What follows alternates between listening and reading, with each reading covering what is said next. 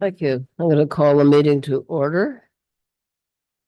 So the next item is something new. Since Susan revised the procedural bylaw.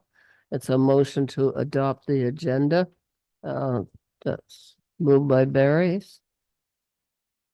you like to? Be it resolved that the Council of the Town of Perth adopt the agenda for the council meeting of April 16th, 2024 as presented. Okay, and that was seconded by Councillor Bolt. Is there any discussion?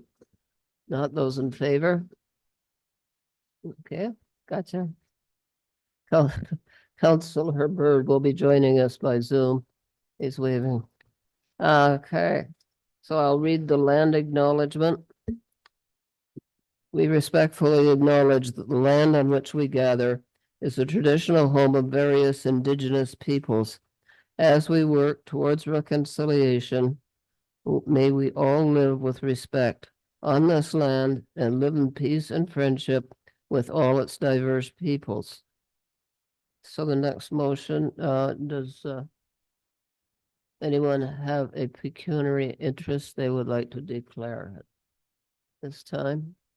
Councilor Bolt? If I have pecuniary interest on agenda number 4 items 10.1, 10.2, as well as 12.3 and 12.4. As I live on the street that will be directly impacted by the additional traffic from these developments. Okay. So the adoption of minutes of the March 19th council meeting. Councillor Smith. Be it resolved that the Council of the Town of Perth adopt the minutes of the Tuesday, March 19th, 2024 regular council meeting. And again, that was seconded by Councillor Bolt. Any discussion? Those in favor? It's carried unanimously. So we have a delegation from our auditor who is going to make a presentation. And Brian is going to just introduce her cheer again. for her. So Katie is the audit partner from KPMG. The year-end audit is complete. And the audited financial statements are in your package, and she's going to go through the audit findings report related to that. Thank you. And thank you, Mayor and Council, for having me here today to present the findings from the 2023 fiscal year-end audit. I see we have the report projected on the screen. So as I walk through, I'll just touch on some of the highlights of the report, some of the things that were new and different, and then we'll leave some time for some questions if there are any. Before I get into it, just maybe if we flip open to page numbered 4, I'll just take a quick minute to thank the staff. The audit process, I know, is not everyone's favorite time of the year, but the time and effort that does go in on a daily basis certainly shows as we were able to get through the audit in a very efficient time frame and in an efficient manner as well. So a big thank you to the team on that front. So page number 4 here, audit highlights. This just goes through some of the key points of the report. We will touch on these in more detail, so I won't spend too much time here. Flipping to page number 5 is the status. So where we are at today is we are substantially complete the audit. All we are left with is pending the discussion here tonight, the approval of the statements by council, and then we will have the signed management representation letter in hand and be able to finalize the financial statements. The next page, page number 6, gives a highlight of our risk assessment summary. So as you may remember from our audit planning report that was presented back in February, we had identified on the left-hand side the financial statement captions that we had noted in our audit plan as being area of focus, and then had our risk rating attached to it. So that's just a reminder there. The big new and different thing this year, which we will talk about a few times throughout the report, is really the only thing of any substance, I would say, differently from the previous years, is the adoption of that new asset retirement obligation standard. Due to the fact that it was adopted in year, it was raised to an elevated risk rating. That is not because of anything that we thought was overly unique to the organization, just an overall inherent risk because of the year of adoption. So on the go forward, that will come back down to base as it will just be a reoccurring item. And then at the bottom, you can see there, we did not have any significant or unusual findings to note from any of those procedures that were completed. On the next page there, we have page 7. So this speaks to, you saw on the previous page, we had that management override of controls, which was the only risk that was deemed to be a fraud risk. And again, as a reminder, we did speak about this at the audit planning presentation. That fraud risk, again, not unique to the town in itself. It is a requirement under Canadian auditing standards to have that identified as a risk in each and every audit in Canada. Reason for that is that means that we are required to perform certain procedures to address that risk. This page here is really just highlighting what that is around that presumed fraud risk, and then shows you our response, which at a high level, we get the entire GL for the year based on our professional judgment, put through some high risk criteria, run it through a software program, and then it gives us a sample of specific journal entries and items to test back to supporting documentation. All that to say, we did that work and no items or findings to note. So everything looked good on that front. After that, page number 8, this is a lot of words on that page, so I won't go through all of them. But high level, this is the work that was done around the asset retirement obligation standard. So again, as you may remember from the audit planning report, this was really the one item we had flagged as being new and different and potentially significant to the financial statements. If you've had a chance to look at the financial statements, you will note that they do say restated throughout. That is expected. So the application of the standard was done on a modified retroactive application, meaning that we had all of the reports done by the engineers for the building asbestos. We had the reports from the landfill engineer, and we had to do an assessment of what that new asset retirement obligation liability is. And we actually have to push it back through the opening numbers, basically saying that even though it was adopted this year, your statements need to be restated as in it was always adopted. So because of that, the statements were restated. And as well, we did have a modification to our audit report, which we'll see in a second. However, very consistent and common with what we're expecting to see across the municipal and public sector space with the adoption of this standard. The next page, page number 9 here, that's the other standards that were required to be adopted this year. The good news is those standards did not result in any significant change or impact to the statements. So we did have to note disclose the adoption, but no monetary impact. So on a much lesser scale. And then the next few pages are more of the numbers themselves. So again, just run through these at a high level. You can see it's small, so hopefully you can see, but between your cash and your investments together, relatively consistent with the prior year. The change between what's investment, what's cash is really just the timing of when the funds are being invested and keeping the funds out for any future capital outlays. Your taxes receivable have gone down, which is good to see. Like to see that number overall as a percentage of your levy under the or around the 10% range. So you're now within that. And the reason for that decrease is really just due to more taxpayers signing up for the monthly payments. So that's just a function really of timing. The rest of your assets very consistent. Liabilities, the accounts payable line has decreased from last year, but that's just again due to timing, nothing significant or unusual in that balance. You'll see that asset retirement obligation line, that is a new line. So for those of you who may be comparing to last year's statements, last year there was a line for your landfill closure and post-closure liability. That standard is now gone. It's been absorbed within the new asset retirement obligation standard. And then in addition, we have the asbestos in buildings that's also getting caught in that standard. So that will be the new name and the new presentation on the go forward. Other than that, not too much to note. Highlight your non-financial assets. Biggest piece there, biggest piece of the whole balance sheet is around your capital assets. So you can see this year, 4.9 million of additions, We've just listed some of the key ones there on the right-hand side, and then it's offset against your amortization for the year to give you that net change. And then the next page speaks to the statement of operations. So again, just some quick highlights there. I want to flip to page 11. Your property taxation, fairly aligned there with budget. Same with your user charges. There were some rate increases in water and sewer, so we are seeing an increase there from the prior year. One of the largest impacts you can see is the investment income. So that's just over $1 million now. That's really just a function of rates. So holding those large cash and investment balances, you're seeing the benefit of that come through. And then you have your expenses, which on a year by year have gone up, normalizing for the impact of that asset retirement obligations around 6%, which is fairly in line there with inflation. And then all that comes down to an overall surplus for the year of that 811,000, which then adds to that opening balance. So within that municipal equity, it is broken down between what is invested in your TCA and what are your reserves.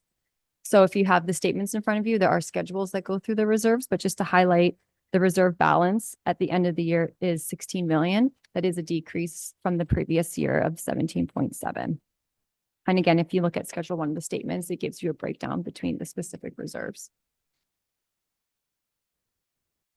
So then the next page, page 12, just goes through the audit misstatements. So we categorize audit misstatements into two buckets, what's corrected and what is uncorrected.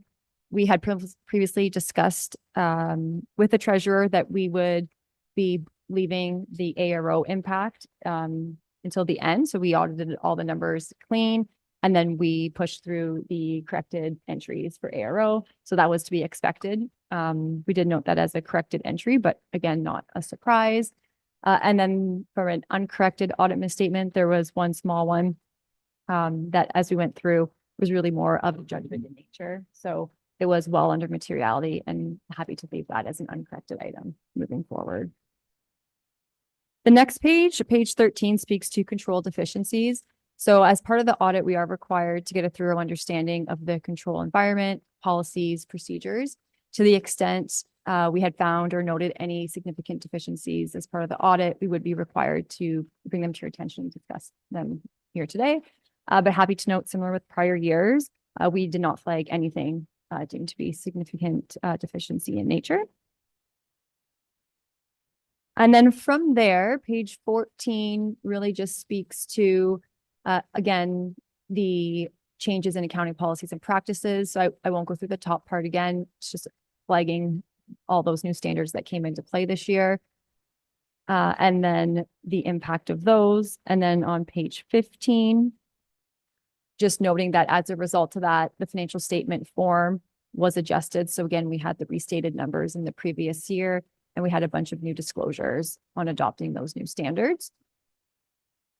And then moving forward next year, we'll see it once we flip through the appendix in a moment, but there are a couple more standards coming in for fiscal 2024. So we'll go through those in a second. And then page 16, won't spend too long here. As you can see on the right-hand side, everything is in no matters to report. So just more housekeeping items to the extent we had any disagreements with management, to the extent we had identified any new related parties, any legal or other issues, we would disclose them, but happy to say nothing of that nature. And I should just new related parties, not related parties in general. And then page 17 speaks to our independence. So this is a required comment on our part as auditors. So each year, just have a quick discussion on whether or not there are any conflicts of interest that we're aware of. Again, bring to your attention, discuss through them. However, nothing to note. We don't perform any other services other than the audit. So nothing to note on that front. And then after that, we're into the appendices, which I won't go through in too much detail. If we flip to page 20, that is a copy of our independent auditor's report. So just to note here, it is a clean opinion, which means that we've completed our audit. We are stating, or we are opining that the financial statements do present fairly the financial position, cash flows, and operations for the December 2023 fiscal year end. You will see at the bottom of the page, we do have an emphasis of matter. And on the next page, page 21, and other matter based on that comparative information. Those are the adjustments for bringing in that restatement, but again, very typical and does not modify that it's a clean opinion. And after that, page 23, we just have the management representation letter, which will get signed and then be in a position to finalize the statements. And then page 26 speaks to some of the audit quality indicators, but really nothing to note there. Again, we had discussed ahead of time to book the ARO entries, so nothing surprising or unusual there. And then appendix 3 on page 28 are the new standards coming into play next year. I won't go through these in detail, but at the current state of the town, not anticipating any of these will have significant impact either. Depending what may happen in the next year, we'll have to address that at next year's audit planning report. But at this point, don't anticipate there to be a large impact from those new standards. And that, I think, is it for me. I think that ends the report. So happy to take any questions. Thank you. So with any member of council, Councilor Bolt. Thank you, your worship. So Katie, one of the things that we're going to be saddled with, and we all know it, is for future, we're going to have to do some borrowing, something that we haven't really wanted to do much in the past, but something that in order to going forward, do the kind of things we want to do, we all know we're going to have to do some borrowing. With your experience in looking at our town versus perhaps other towns, do you have any comments on our ability to borrow, or any concerns you have about us borrowing funds in the near future? So I will qualify this to say, no, I'm not in the financial sector, so I can't comment on your ability to borrow. But I would say from a financial reporting perspective, the ministry does provide a debt repayment limit. So it does put some parameters around how much debt you are able to take on, and you're certainly well below that. So I don't know, Brian, if you have any additional comments, but that would be my overall comment. Anyone else? Councilor McCoy. Thank you, Mayor. So through you, Mayor, to Katie, what are those limits? So it's a calculation. Do you want to maybe go through the calculation? Just so we have a better idea what kind of money we're talking. Council was provided with the calculation schedule at a previous report. However, it's highly dependent on the term of the debt and the amount of the debt. So it's a calculated amount, and it ranges up to about $30 million, depending on how we interpret it now. And that's over how long? But that's the thing is, you have to make an assumption about the term of the debt and what that results into a loan payment. So, Okay. and that's why we provide council with that schedule separately. Yeah. Thank you. Anyone else? Question I had was that one time a few years ago, Howie Allen commented that we were really improving as far as outstanding taxes. People that hadn't paid. Could you comment on that? What the percentage was? Yeah, so again, the ministry does put out some financial indicators. They just look overall at taxes receivable as a percentage of the levy. The goal they strive for is 10% or lower. They would put that into the low range. Last year, I believe it was last year, there was a spike really just with one that has been resolved. So it's put you back more in line with where you were previous to that, which is within the mid to low range. Thank you. So if there's no further questions, I will ask Councillor Byrd to read the motion. Thank you, Your Worship. Moved by myself and seconded by Deputy Mayor. Be it resolved that the Council of the Town of Perth receive the presentation from KPMG and accept the audit findings report for the year ending December 31st, 2023.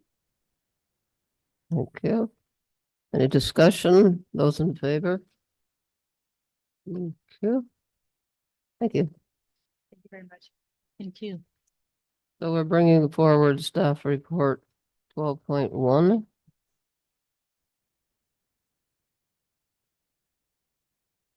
if you like. Great. So the audited financial statements are included with your package as well and need to be approved by council.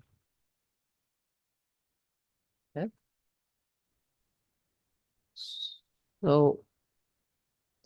Yeah. Could you read that motion, please, Councillor Bird? Thank you, Your Worship. Moved by myself and seconded by Councillor McCrae. Be it resolved that the Council of the Town of Perth, 1, accepts the audited financial statements for the year ending December 31st, 2023, and 2, approves the funding movements as reflected in the financial statements for the year ended December 31st, 2023, inclusive of all debt funding, unfunded capital outlay activity, and reserve transfers, as presented in Report 2024-Council-4.1. Thank you. Is there any discussion? I had a question about the carryover from last year. Is that going to be put into reserves?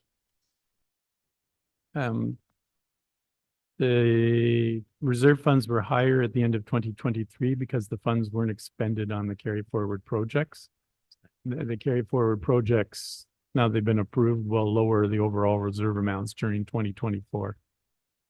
Thank you. Seeing no further discussion, those in favor of the motion? Thank you. But just one point, just wanted to thank KPMG for a very efficient audit. It was great working with them, and it was very nice of them to accommodate our kind of accelerated timelines because we like being one of the first ones finished. So that was wonderful too.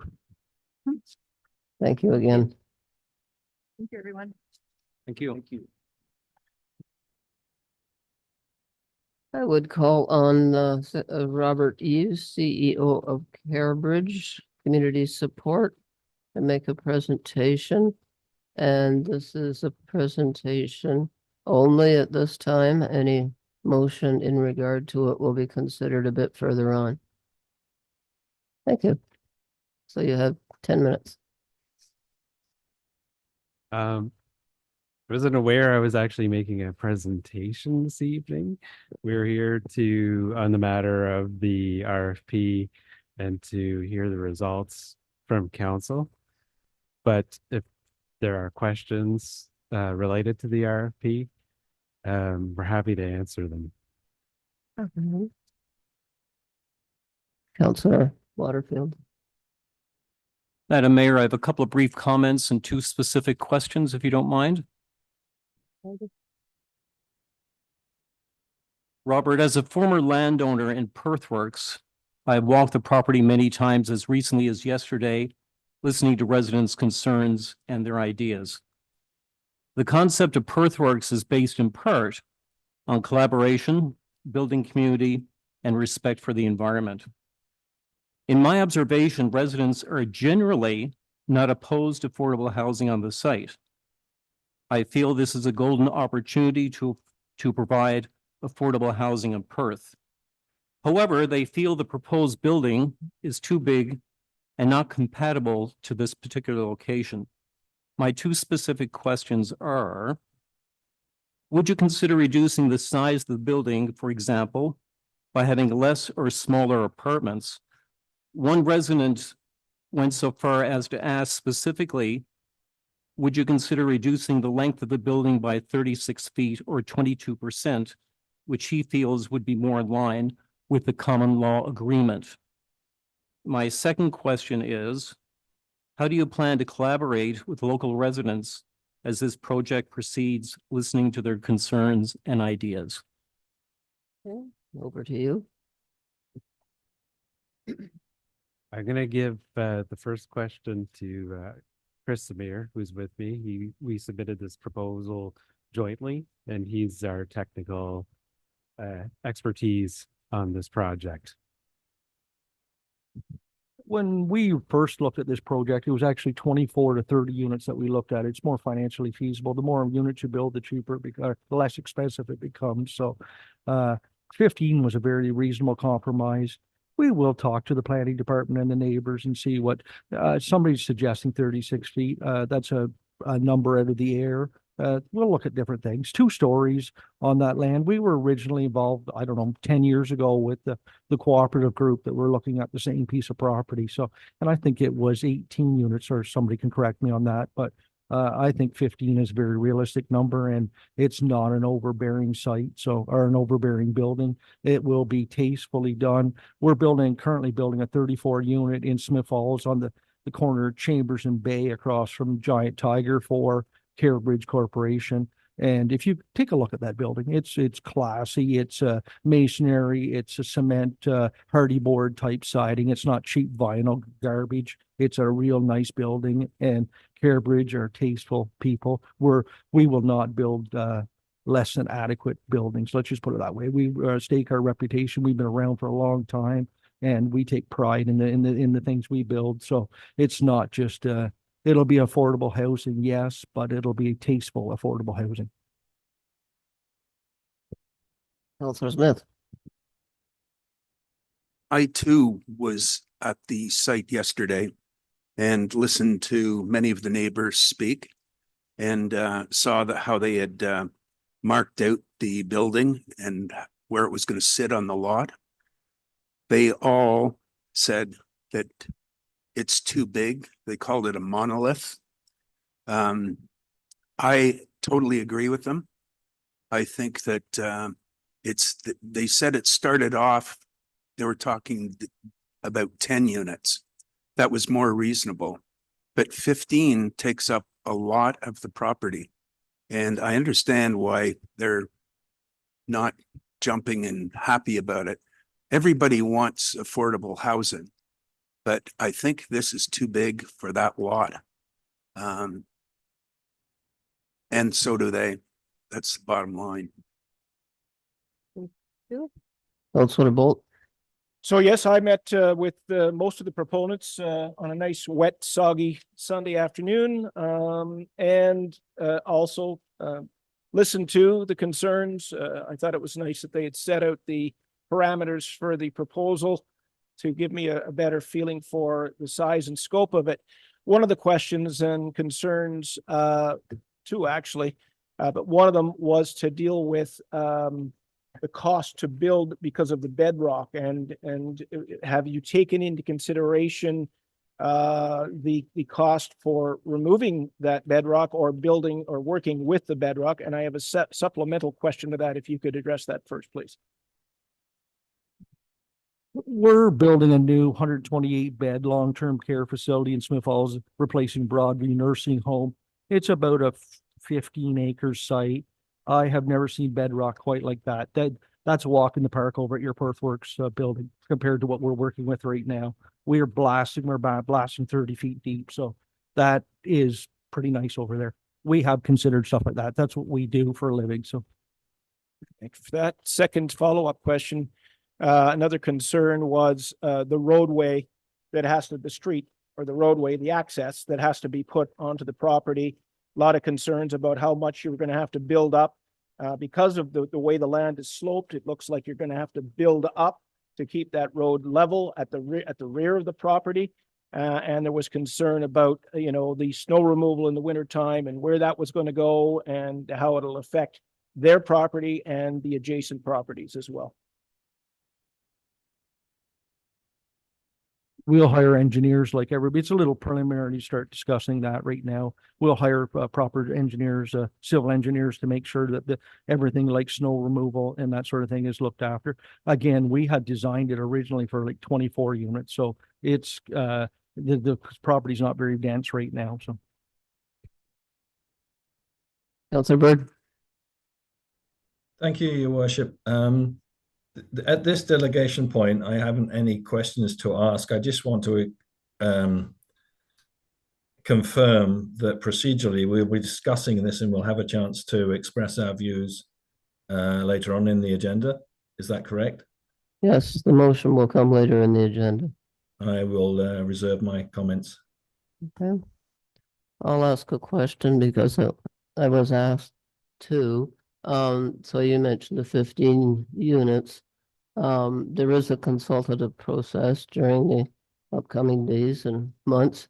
Would you consider reducing the number of units if surrounding residents weren't comfortable with that size of building, or is it, part of the funding calculations that it has to be that big? Based on our current calculations, and please note though that with the limited time we had to prepare this proposal, we needed to make some fairly large assumptions. 15 units is our minimum to make this feasible. Anyone else? Councillor McRae? Through you, Chair, moving forward, so if the town were to move forward with this project, what is your plan to engage these people as you move forward with this project? I'm concerned it's a wonderful neighborhood. It's very, they all get along very well. And I would just hate to see there become a lot of tension. And if we want to make this work, everybody's got to get along. And so it's imperative that there be these conversations and that there be a plan moving forward, so that that will happen. And I as well went on the walk and talked to a number of the people that live in Perth Works. And that's one of my biggest concerns is the size, the 15 units. And I also just want to go back to this correspondence that was sent out. It says, when informed by the town that the land at 63 Halton was potentially available for developing affordable housing, Chip Hairbridge has developed preliminary plans and site drawings, and at the town's request met with the surrounding neighbors to explain our project and understand their concerns and to hear their questions. The thing that was missing out in this document that was circulated is you left out the conclusion. So what were their comments? What were their concerns? That's it. Thank you, Mayor. Okay,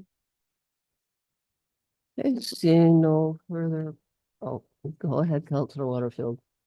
Madam Mayor, if I may have another question. Yes. Thank you. You've mentioned that 15 units are a minimum in terms of the project being financially feasible. And I respect that that has to be a criteria. I'm trying to be creative here. I'm trying to create a path for a win-win for the residents, for those people that are looking for affordable housing in the town. Is there a possibility of looking at the actual design of the apartments and making them smaller so that the footprint of the building itself would be smaller on the site? I'm thinking out loud. I'm trying to move forward so this is a win-win for all concerned. I'm just sharing that off the top of my head. I'll answer and then I'll pass it to Chris, but we're dealing in a territory right now where it's largely theoretical. Right. It'd be hard to answer that, so I would refuse to say yes or no to that because we don't know for sure about unit sizes and what we'd end up with in the end. The cart almost seems to be ahead of the horse. If we responded to an RFP, if the town of Perth wanted 10 units, that should have been clearly stated. It's not like we're seem to be the bad people here, and I'm not quite sure that that's the right way to do things here. You asked for an RFP for affordable housing. We responded. 15 units is the correct number financially, and we haven't even started the design stage yet. So somebody telling us that we have to shrink the building by 36 feet, you have a planner here. We will start the planning process and work that way. But for somebody to say, nope, 36 feet, we're going to shrink it is just not very rational, I guess. Okay, Do you have one additional comment to add to Chris's comment? I'd like to suggest that, as Chris is saying, it feels like we're being seen as we're coming in and wanting to have our way here. And frankly, Carebridge or Geese Mayer and Sons is not desperate for this project. We're responding to what we saw in the community, a great deal of enthusiasm from the CHIP group in particular around development of affordable housing. We have a number of opportunities for development that are not in Perth. And if Perth's not ready right now, that's totally fine with us. We'll look at those other opportunities and we'll come back when you're ready. I just wanted to make it clear that this is not us trying to sell you. You should be trying to sell us on Perth. Go ahead, Councillor McGrath. May I speak? Through you, Chair. Can I go ahead? Yes, Okay. I don't, I'm not of the belief that there's any bad guy here. As Councillor Waterfield has said, this could be win-win, but we have to be flexible in terms of how we move forward with this project. We know that in Perth, more than anything, we are needing these units. As a councillor, all I'm asking of your group is, are you willing to be flexible? Now, you've already made the comment about the design, and I'm happy with that. And I have been in Smith Falls. I've seen the building. I've been walked through it, put my hard hat on, and went and saw it, and it's incredible. So I'm not worried in that regards. What I'm concerned about is the size, and if there's any way that we can design it in a different way, be flexible in that way. Maybe we have one less apartment, or I just don't know if there's, I'm pulling at straws here, but I would hate to see anybody walk away from this, because I do believe it can be win-win. And I also do believe that we can work with this group. And we can also work with the people of this neighborhood. There's got to be a way that we can make this work, but we've all got to be flexible. So I think I forget who made I'm gonna jump in. That's Now, if okay. you want, I'm gonna make a comment. I might be saying what she's gonna say anyway, but I think the comment that was made about the cart before the horse is true here, where this is just at the very beginning stage. We do have a presentation later in the meeting today about the whole planning process that we have to go through yet. So the recommendation tonight that's coming forward later with my report is just that recommending that council proceed with a conditional sale of the land for the development of an affordable housing project. Just like any other project, this will have to go through the planning process. So a design and everything else will be submitted. There's a whole bunch of studies and other steps that have to go through. There's public consultation and a whole bunch of other stuff, which Joanna will speak to in the presentation later.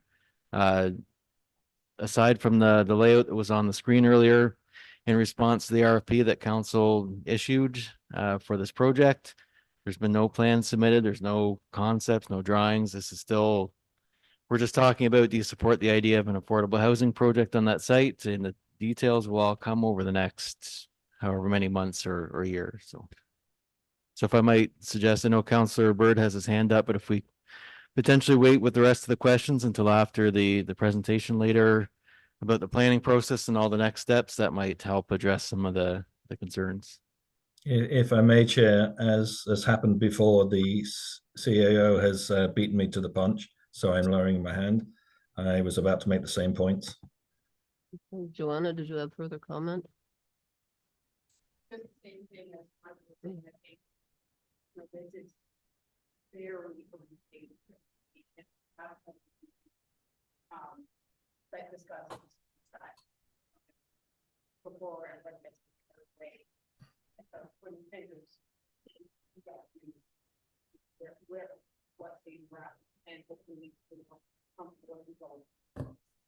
Thank you. Did you have your hand? Yeah, just one other question to the CAO. Will this process that we're going through in any way delay the monies that this group is hoping to secure through the county? So as I'll speak to in my report later, the recommendation is for council to make an agreement to sell the land, or conditionally sell the land. That will allow CareBridge then to apply for the county RFP. Gotcha. Thank you. Councillor Waterfield. Just a comment, Madam Mayor. I'm a supporter of this project. My line of questioning in by no way was inferring any bad party. I'm just looking for a win-win with everybody concerned. And ultimately, with a win-win, it's the people that are needing affordable housing will be the ultimate winners. So I just wanted to make that statement. Thank you. Thank you. And on that note, you have the next motion. Accept the reporter's information. Madam Mayor, could you speak into the microphone, please? Oh, sorry, and I will talk louder. Okay, yes. Go ahead, 6.2. Be it resolved that the council of the town of Perth receive the presentation for CareBridge community support regarding the affordable housing proposal for 63 Halton Street. Thank you. Those in favor?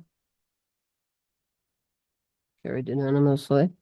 The next is the consent agenda, which is a little long. Now we'll find the end.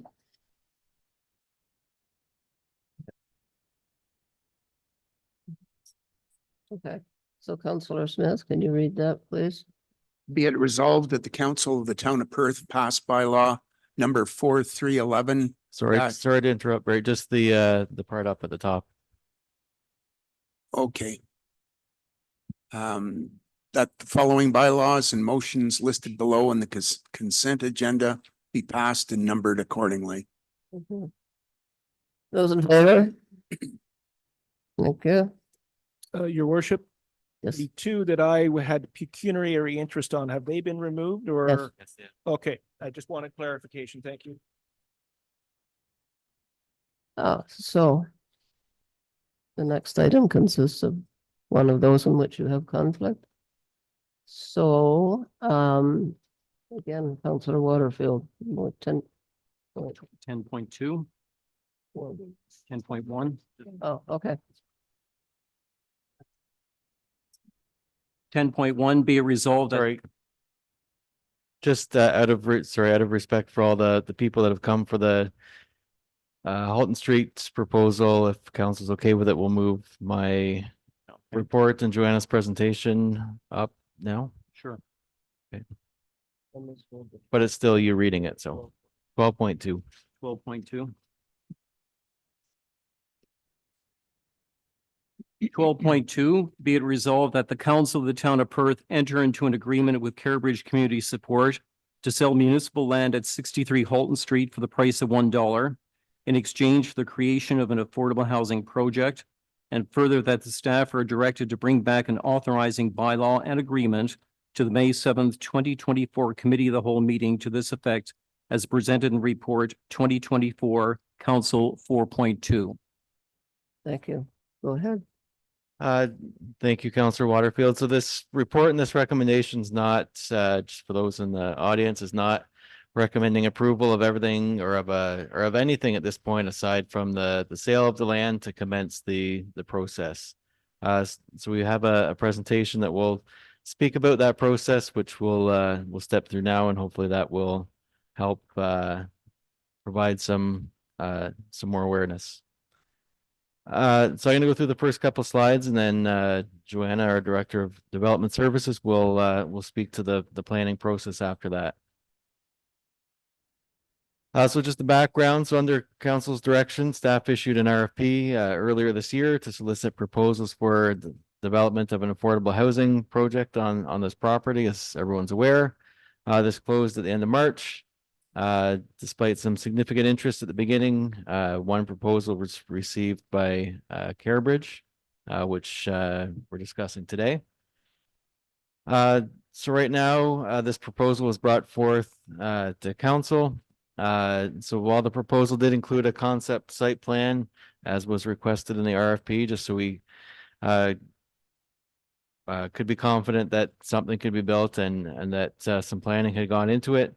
The approval that's sought or that's proposed tonight is just strictly for the land sale. We're not suggesting approval of any design at this point. So should council approve that tonight, Carabridge will need to go through the planning process, just like any other development or any other project that comes to town. And that planning process, I'll turn over to Joanna. All right, so we're just taking this as a little time to educate everybody because I think we're all quite new to this generally. And this situation, I'm trying to face everybody at the same time, but this situation is particularly unusual because what in fact is happening here, we'll start what happens and how we go through it. But what is happening here is in effect what happens with every development that happens in the town, but it doesn't happen publicly. We're kind of in a pre-consultation stage where typically staff and developer are talking together to come to some sort of agreement of what will work, what will not work, what is appropriate to present to the public.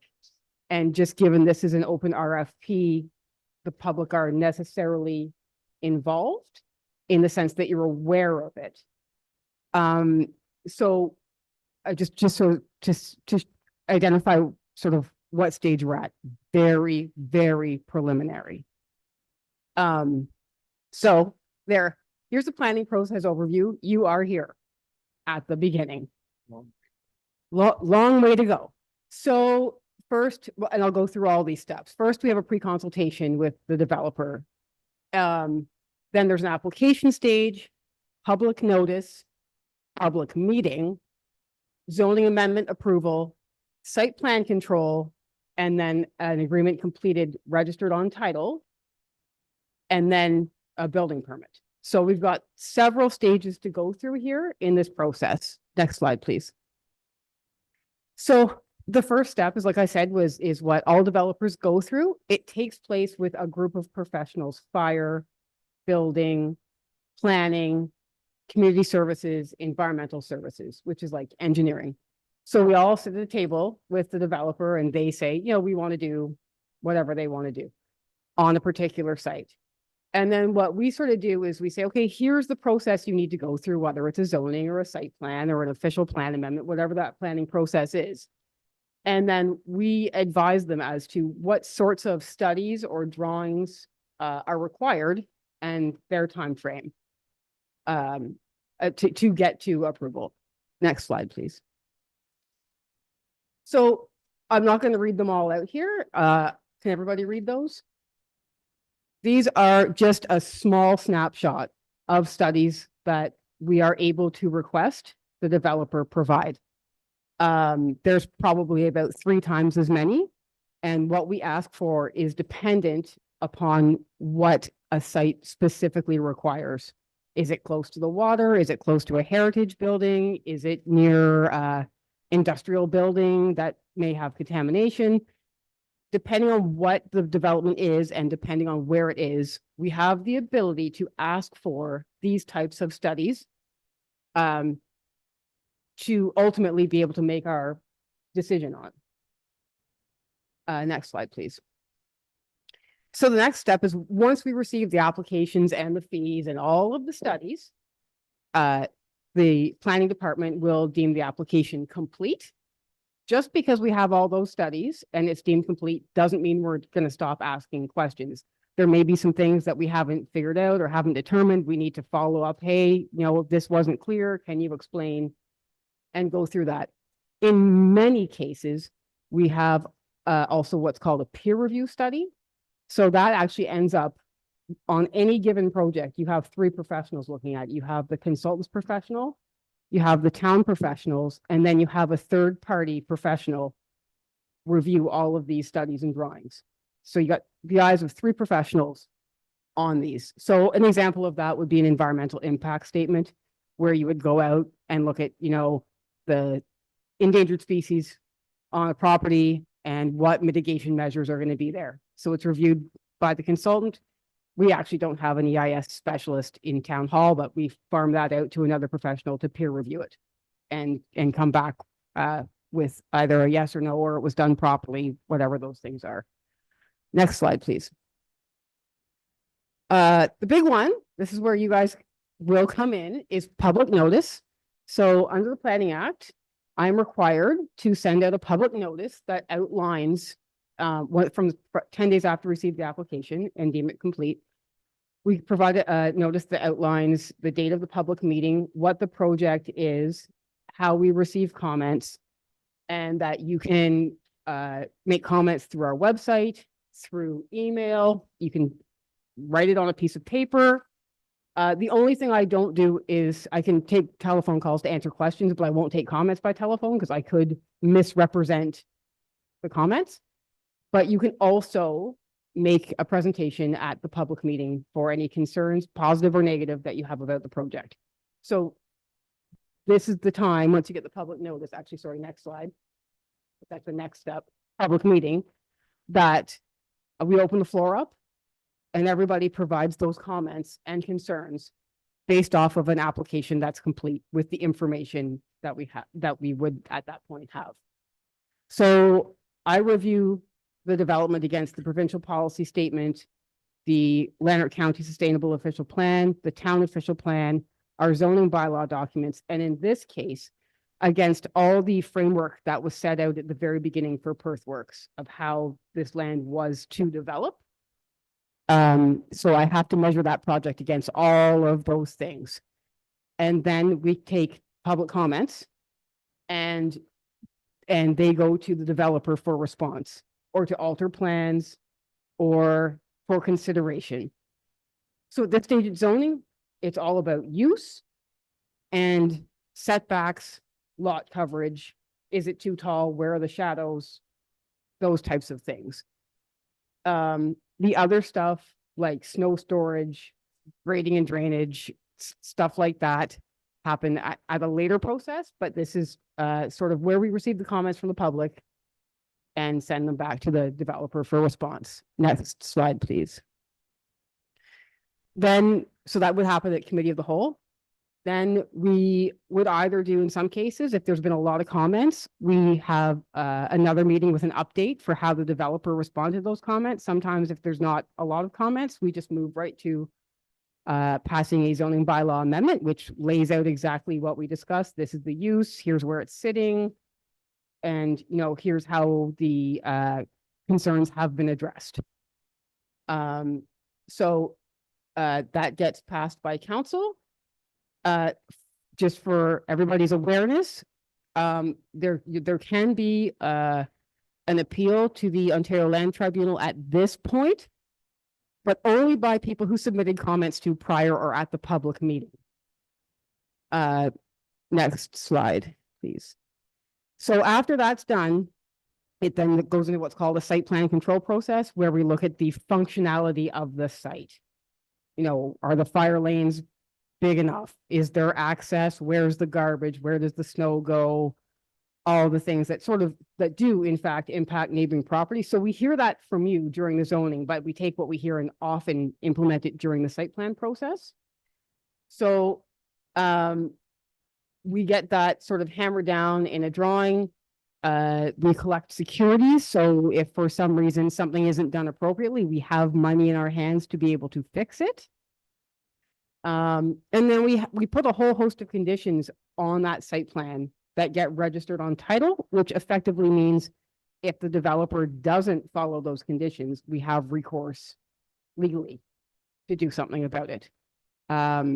So I've done a lot of these in my life, and every once in a while there's a developer who goes a little astray, but it's not very common, and when it is, it's usually dealt with very quickly.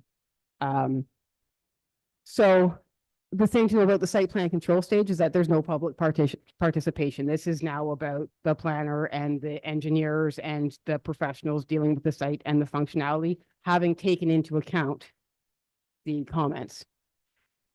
Just for note, under Bill 23, any development under 9 units, so if you have 9 units or less, then they don't have to do site plan control at all. So then I'm not even allowed to look at functionality or grading and drainage or snow storage or garbage, and I can't collect securities or do anything. So it would probably behoove everybody to want to have 10 at any rate. Next slide, please. So following the completion of site plan and zoning, we bring the agreement back to council for signature. It gets registered on title, and then it moves towards building permit. And it goes through all the building permit inspections, as well as, final approvals on landscaping and all the things that are in the site plan. So that's the process. I don't know if I have another slide. Next steps. Okay, so CareBridge did have a pre-consultation earlier with our development service support team this year, just to sort of generally get an idea of what they were looking at cost-wise. In all likelihood, we'll be bringing the developer back. The project has changed a little bit. I don't know that it will require anything extra, but we'll certainly be working through that with them and talking to them and going through that. At that time, earlier, they were provided a list of items they needed to look at. So I imagine that's been happening in the background, and we can do sort of an update. Sometimes we do 2 or 3 DSTs. Development support team meetings, just to see how everything's progressing. And then once we're done that, then we go through that whole process that I've just run through. Next slide. Clear as mud. I hope that was helpful. I'm going to have Councillor Waterfield read the motion, and then we can have. I've already read it, Madam Mayor. Thank you. So are there any further Speaking to the mic. Thank you. Court's decision. Did I see your hand up? No, but I was going to put it up. You're clairvoyant. Having met, like all of us have, with the proponents and looking at the potential or the effect of the potential proposal, I want to start out by saying that I support affordable housing anytime, anywhere, any way we can make it happen, but it has to be done right. I had never been on this property in the 29 years I've been in this town until I met on Sunday, and I was quite impressed with the way the whole property was laid out and developed and thought about and so on. I thought it was a really great, I still think it's a really great concept. I'd like to thank CareBridge for putting a proposal on the table, taking the time to show some interest. My concern, having been to the property and given everything that's been stated by our planner, my concern is that they've already, at least initially, said that 15 is the number that they need to make it happen. And I feel, based on what I've seen, that 15, the size of that building is too big for this particular lot. I wish we had some other lot we could talk with CareBridge about, or maybe in the future find, because I'd like to see something like this go forward. Having said all of that, if in fact 15 is the number and the size of the building has to be what it is, I cannot support the motion to go forward. Anyone else? Anyone else? Councillor Waterfield? Madam Mayor, through you, I would like to request the clerk that this be a recorded vote. Secondly, I'd like to make a comment, with your permission. I'm voting in favor of this motion. I feel in my heart, if this is done right, it can be a shining example for the town residents and the developer working together to provide affordable housing in Perth. I believe there is goodwill by all parties, and I will do my best as an individual councillor to contribute to its success. Councillor Smith? I agree fully with Councillor Bolt. I was on it. I talked to the people. I know how they feel about it. I just agree. The building, that if it has to be 15 units, it's not going to fit on the property. And I can't support it either. Thank you. Anyone else? Yes, please. Yes, if I may.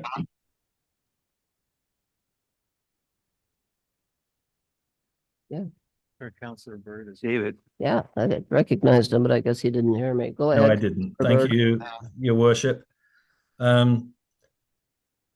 We are dealing with an issue that is also going to come up later on this evening of what we choose to put into people's backyards.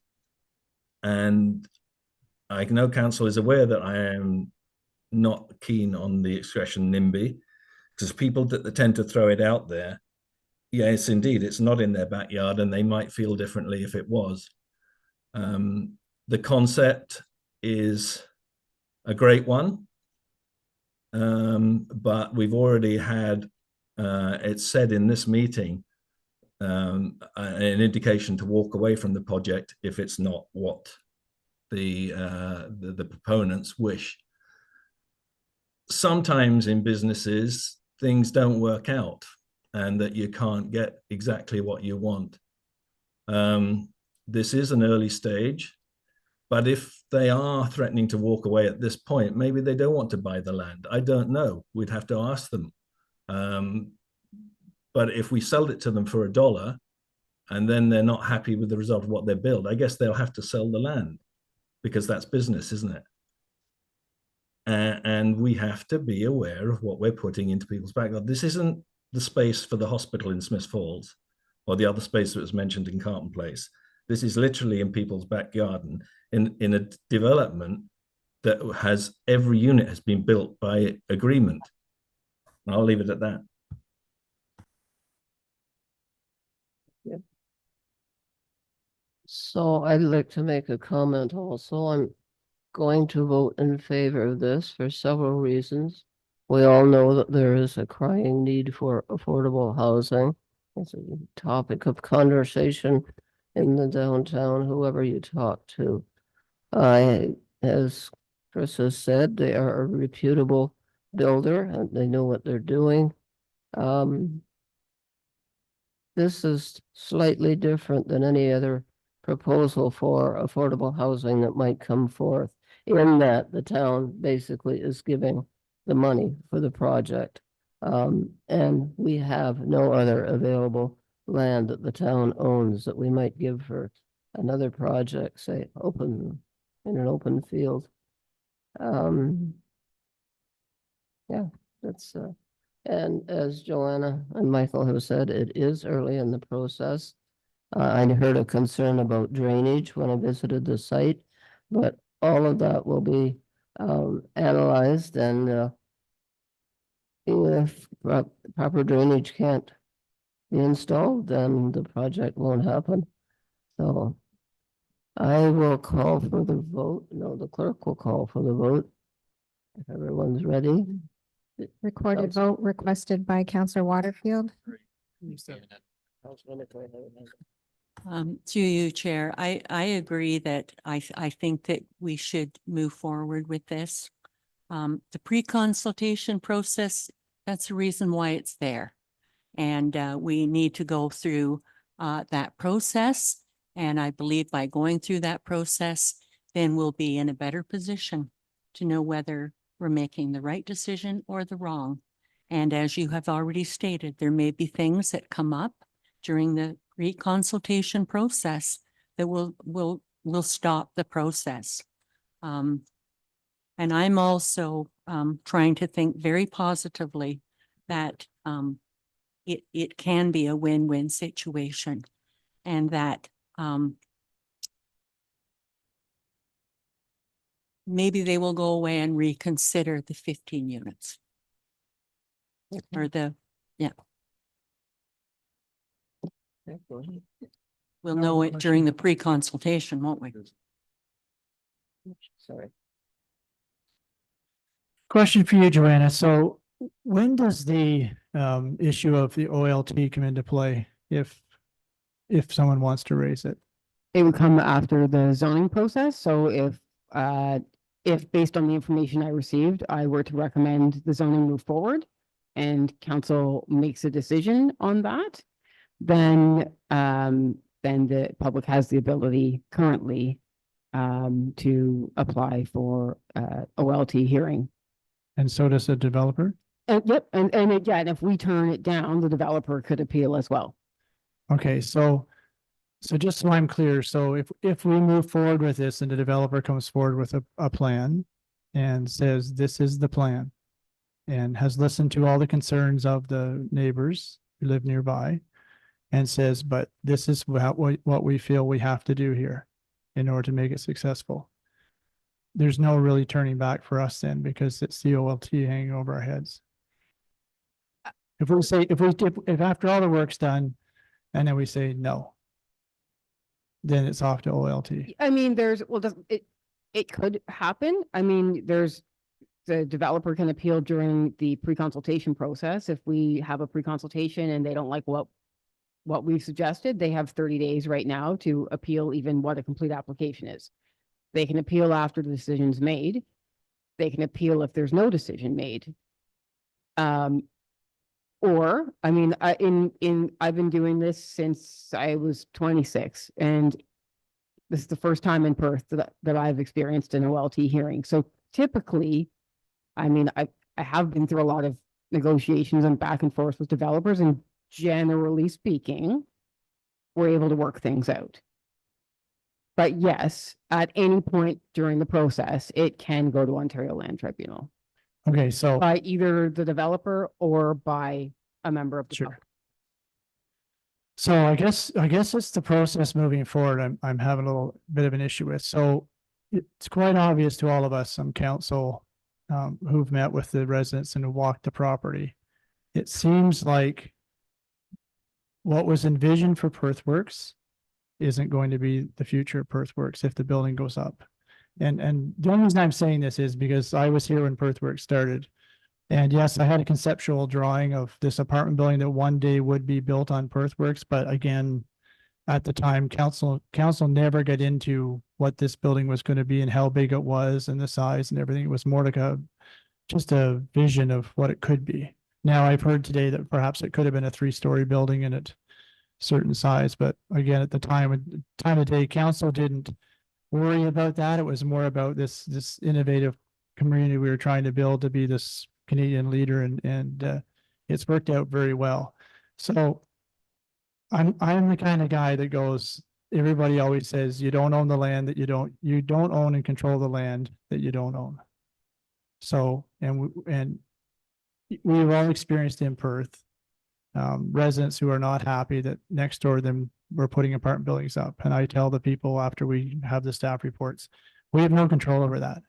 It's the land is owned that way. That's the way it works in Ontario. I'm sorry you bought a house or you've been living for 20 years in a place, but it goes that way. But I guess I need to know that if I voted in favor of this, that there would be true consultation with the residents of this area, and let them have a real chance to talk to CareBridge and to Chris's team and say, this is what we really want to see in our community, and then see, can it be achieved before I right off the bat say I'm against it.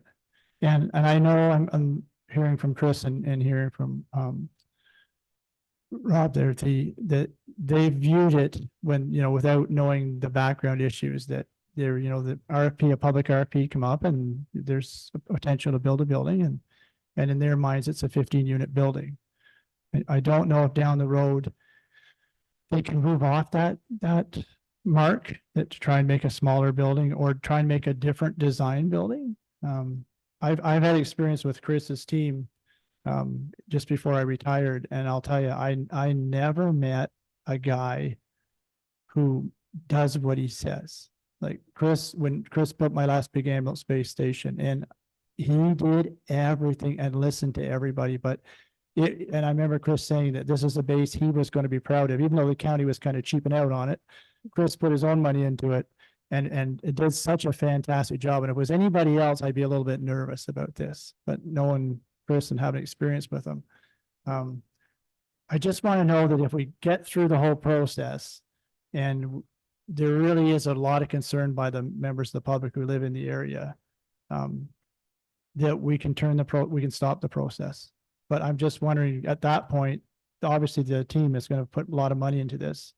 And so, how do they get their money back, or what are those steps? Or, we're stuck in a rock and hard place here. This whole issue is like another dog park to me. Respectfully, development is always between a rock and a hard place. Yeah. And I'm going to be really honest, and nobody's going to like me for it.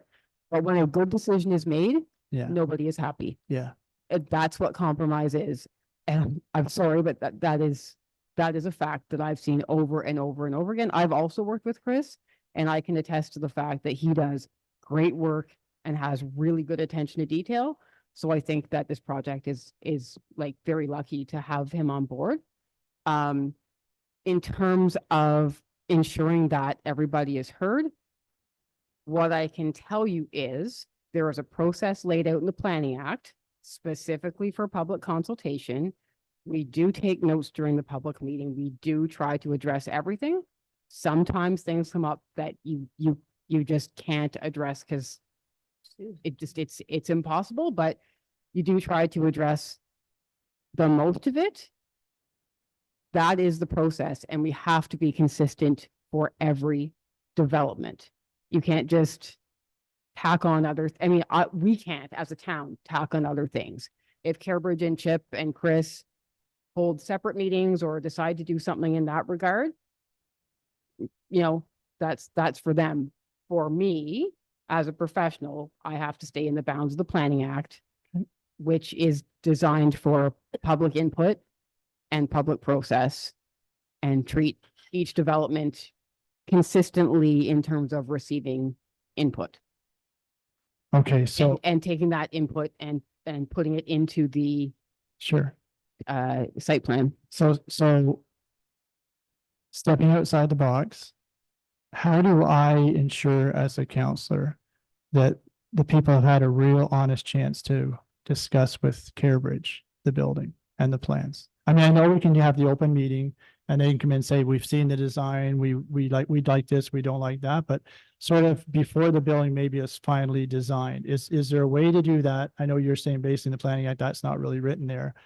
But I'm trying to say trying to be the intermediary here, sort of say, do we need a motion to say that council will strike a committee with Carebridge and the residents, and I don't want to go down that path because that opens us up to a lot of problems. I know that previously, Chip had held their own public meeting, not Yeah. public meeting, but their own meeting Yeah, with the residents and had a lot of feedback. So my assumption is that a lot of the concerns were aired there and heard. And I would suggest, I can't speak to it. I wasn't Yeah. there, but so I would suggest that it's certainly a slightly different plan than what we'd seen at DST, and from a developer's perspective, probably the increase in units is literally a financial cost Mhm. thing. Whether or not getting this land for $1 and then getting a grant from the county changes things. I can't answer that question. I, as a professional, have to stick to my parameters of what's required in the Planning Act. It's up to council to decide how they want to ensure whatever they feel is required aside from the standard process. I would think that the members of the group are passionate enough that they will see to it that they do have an opportunity for consultation. I no further hands. As requested by Councillor Waterfield, recorded vote on the motion. Mayor Brown, Okay, Deputy Mayor, Aye. Councillor Byrd, Aye. Councillor Bolt, Nay. Councillor McCray, Yes. Councillor Smith, Nay. Councillor Waterfield, Yes. motion's carried.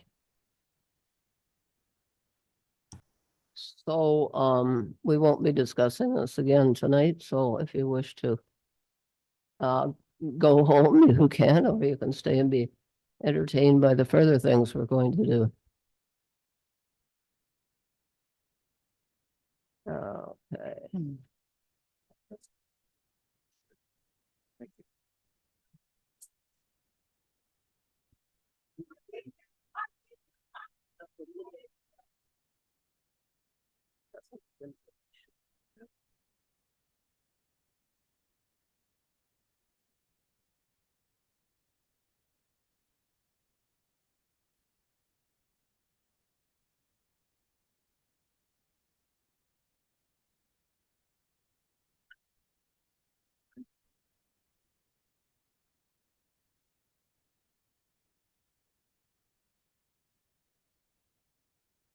I don't like that what just happened. Because they can do whatever they want, put any plans they want, and they could put 24 units in and send it to. We'll go back to the agenda. As soon as the CAO comes back in.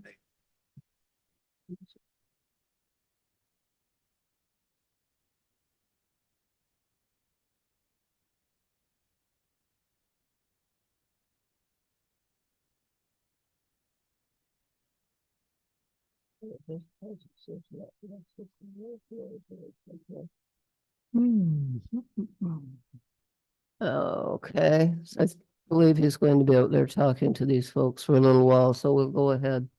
10.1, and I'll make note of the fact that Councillor Bolt has a pecuniary interest in the next two items. So Councillor Waterfield, could you read 10.1, please? Be it resolved that the town of Perth receive for information the update regarding zoning bylaw amendment application ZBL 10/2023 Maple Leaf Custom Homes Xander Plan Inc. as presented in report 2024 Cow 6.5. Okay, so this is only to accept their information. The motion about the zoning will come in a short while. Any discussion here? Those in favor? Unanimous? Have those voting? 10.2, again, Councillor Waterfield. I was trying to ask a question. Oh. Okay. Question. Can you ask a question? Who's going to come here? You lost a picture there, please. Ah, okay. I'm sorry, Councillor Bird. Go Yes. ahead. This is purely information. This is not agreeing to, sorry, through the chair, that this is not agreeing to the zoning change. It's just an update. Am I correct? That's correct. Thank you. It's just, no, The motion on the zoning will come in a short while. Thank you. Okay. All righty, so let's call, do we call the question? No? I call the question. Okay, those in favor? Thank you. On 10.2, Councillor Waterfield.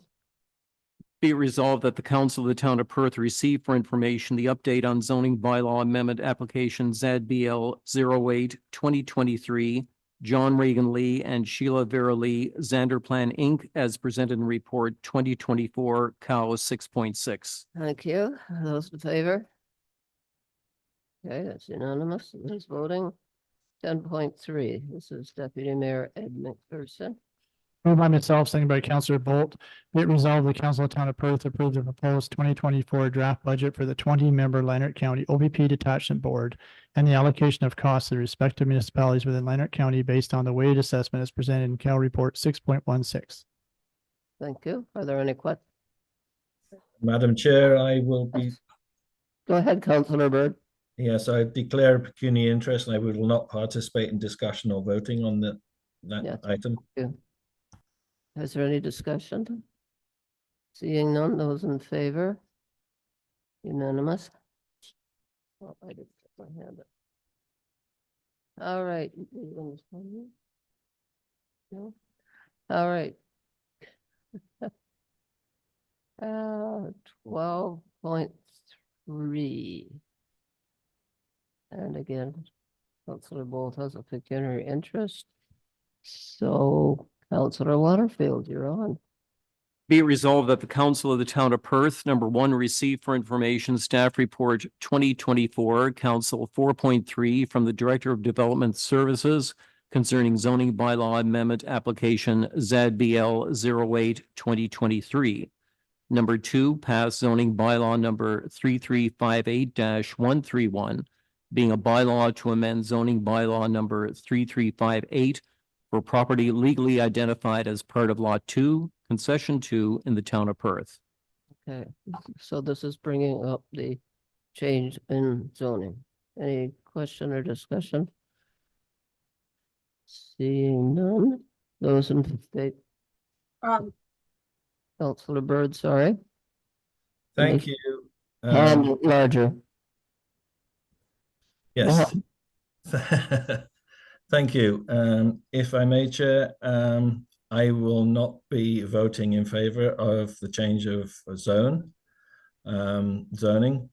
My rationale is that we received a deputation some while ago, and the owners made actual comment about the fact that when they did their due diligence to purchase their homes, they were aware that at some point single homes might be built behind them because of the zoning.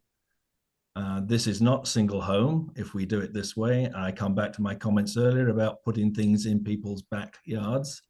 We're not discussing something on the corner of Wilson Street and Harris, or in a further development on Perthmore on roads not yet built.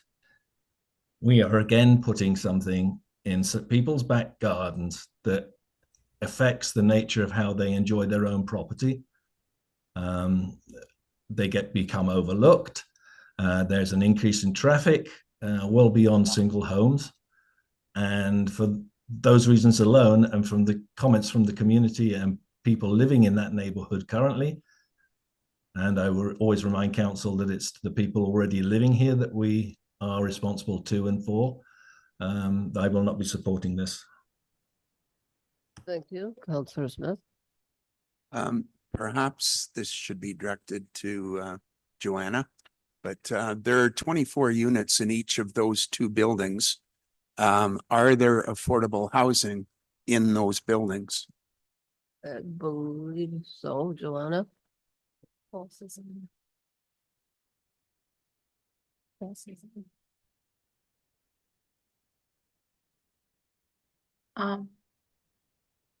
Good evening, through you. Is that okay if I respond? I'm not sure if Joanna is coming forward. No, if you can please respond, Golsa. Yeah, absolutely. Yes, the applicant has confirmed that 25% of the units will be allocated for affordable housing units.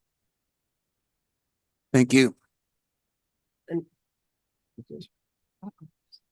Okay, anyone else?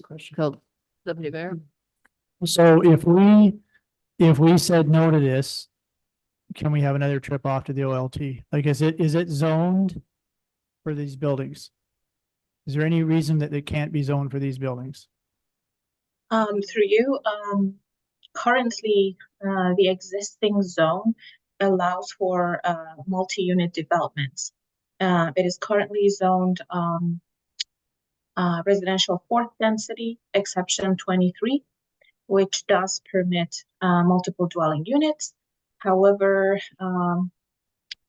the purpose of the zone change is to change it to another site-specific fourth density residential fourth density zone to allow for the construction of this specific 16-unit apartment units. Okay, so I'm pretty clear on that, but so in other words, if we didn't make this final change, he wouldn't be allowed to build an apartment building? Or is he allowed to, under the current planning, is he allowed to build an apartment building on the site that he wants to build? Or have we done something to allow this to be built this way? There are variances requested as part of this application. So with this proposed site design, it will not be permitted. But if the applicant wishes to make changes, they can still, without changing the zone, they would be able to develop the properties with multi-unit buildings. Okay, so maybe I'm just having a dumb moment here. So you basically wants to build an apartment building. So it's R4 currently, correct? Sorry? It is currently R4? Yes, it is. Yeah. So yes, he could build apartments there one way or the other. The special exception is to recognize, I have to go back and look, but just a variance, but yes, in some way, shape or form, apartments would be permitted there. Okay, and so what are we doing here with this change or this extra amendment? I know I hate to step on goals there, but Also the site-specific amendment is to recognize. First of all, the permitted use, because I'm just trying to find the existing bylaw. Just give me a second. So currently R4 dash, just give me a second.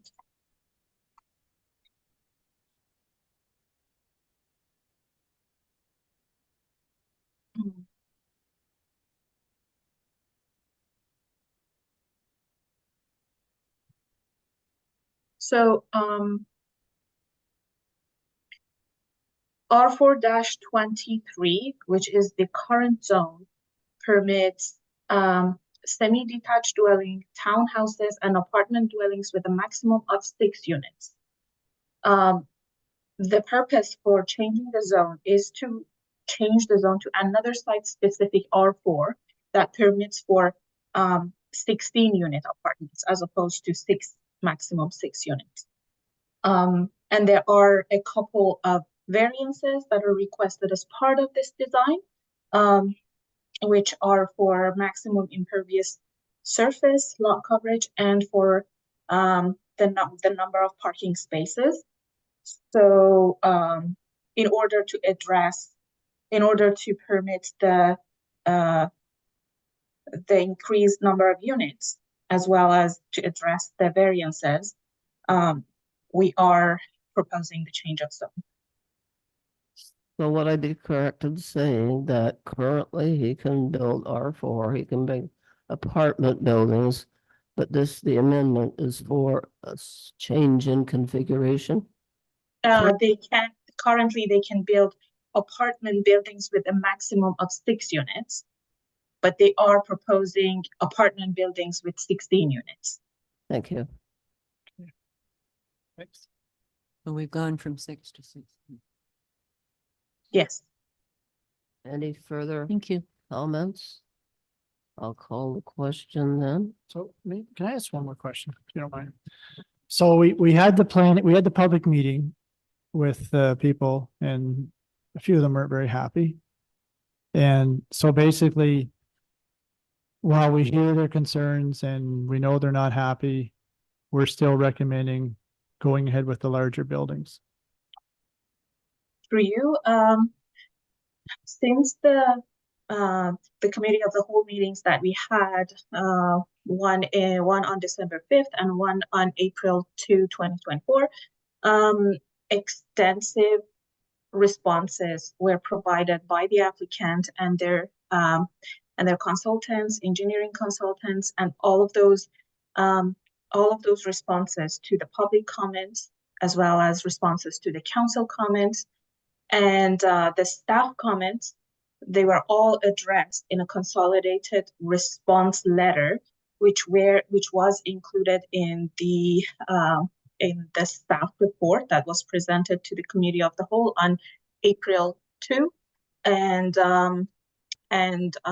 staff is confident that the comments and responses that were received by council, public, and the staff were addressed as part of those responses, and as well as the adjustments to the traffic studies that was done and adjustments that were done to other reports and studies and plans that were submitted to make sure that the public's comments have been considered and addressed. Thank you. Yeah, Deputy so Mayor. you're right. And I read all those reports and I read all the responses back, but at the end of the day, the people who are against the building being enlarged are more than likely still against the building being enlarged. We've explained the rationales under planning why it can be allowed and the rules we can follow, but at the end of the day, it's a group of citizens who came forward and said, we're not really happy with it could have been a 6-unit, now it's 16 units. So I get it. I just want to make sure I wrap my head around it, even though the public did have a chance to really voice their concerns about a project. It's certainly obvious to us that projects are still going ahead. If I could just interrupt really briefly. Sorry, Golsa. I just wanted to note that, yeah, we had a lot of people come out to the first meeting and express concerns, and we felt addressed in some form or other by the developer. And we specifically had a meeting to talk about, here's how they've been addressed. And quite frankly, I expected the whole place to be full. And I'm not sure if anybody came to that meeting despite giving notice and saying, now's your time to see how these are being addressed. Okay. That's sort of that's kind of what we can do. Yeah. We can't really do a whole lot more. I do understand your point. 100%. Yeah, no, I appreciate all the work you did. And I kind of thought once you guys explained a lot of stuff, the restriction or the apprehension really goes down. I just, maybe in the future, I guess myself, I'm going to maybe not be more involved, but basically say to people, do you understand? Did you not respond any further or show up for the meetings because you felt it was a done deal because the town has provided you with a whole bunch of reasons? Or are you really still against it? I guess it's just a personal thing for me. I guess that's what I'm going to be looking at in the future. And I guess the other thing, just for awareness, and it'll be in the director's report, but I am working through a series of educational PowerPoints. Yeah. What is this and why? What is this and what's the importance? How does this work? Sort of like what you saw tonight, kind of long-winded and a little bit boring, but maybe give some context to everybody who hasn't been through that. So they should start rolling out shortly. I think there was also some misinformation out there because of what Councillor Bird said. The homeowner that he said he was told that it was zoned for single family homes, so that only increases the concern in the neighborhood. Okay, I'm going to call the vote. Oh, I would like to request a recorded vote on this, please. Through you, Mr. Chair, sorry to interrupt. I just wanted to mention that before we go forward with the voting, that the collection of cash in lieu of parking was unintentionally excluded from the recommendation. Therefore, I request the council to consider amending the motion to include the cash in lieu of parking.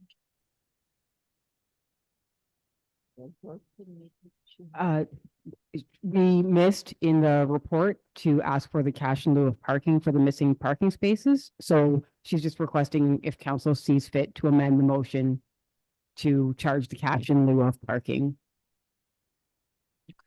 as one of the conditions.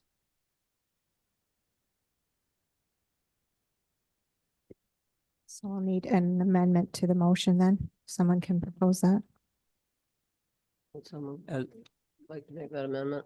Madam Mayor, if I understood Golsa correctly, it's simply adding a 0.3 that we would charge in lieu of parking. Is it as simple as that?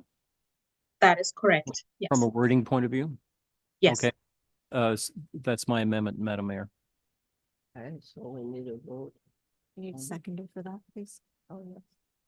Could someone second that, please? Thank you, Deputy Mayor. So is the amendment included under the request for recorded vote? No. No. Okay, so we're going to vote on the amendment, which will not be a recorded vote. Then we'll vote on the motion as amended, which will be a recorded vote. So the vote on the addition about cash in lieu of parking. Those in favor? Aye. Thank you. Okay, so the vote on the motion as amended. Requested recorded vote by Counselor Barry Smith. Mayor Brown, Yay. Deputy Mayor McPherson, Yay. Counselor Byrd, Nay. Counselor Counselor Boda's conflict of interest, Counselor McCray, Yay. Counselor Smith, Yay. Counselor Waterfield. Yay. It's carried. Thank you. So carrying on, Council Waterfield to 12.4. Was that carried? Yes, it was. Thank you. Be it resolved that the Council of the Town of Perth, number one, receive for information staff report 2024, Council 4.4 from the Director of Developmental Services concerning zoning bylaw amendment application ZBL 10-23. Number two, pass zoning bylaw number 3358-132, being a bylaw to amend zoning bylaw number 3358 for property legally identified as part of Lot 2, Concession 2 in the Town of Perth. Okay. So is that correct as it stands? It doesn't need an addition for. Is that correct as it stands? It doesn't need an addition for cash and lieu? Also, does it need For to? you, no, it does not, because it does meet the parking requirements. Yeah. Discussion. Any discussion? Those in favor? It's unanimous of those voting. No. Nay. Counselor Byrd. I hate to tell you this, but you're blacked out. Nay. Okay, thank you.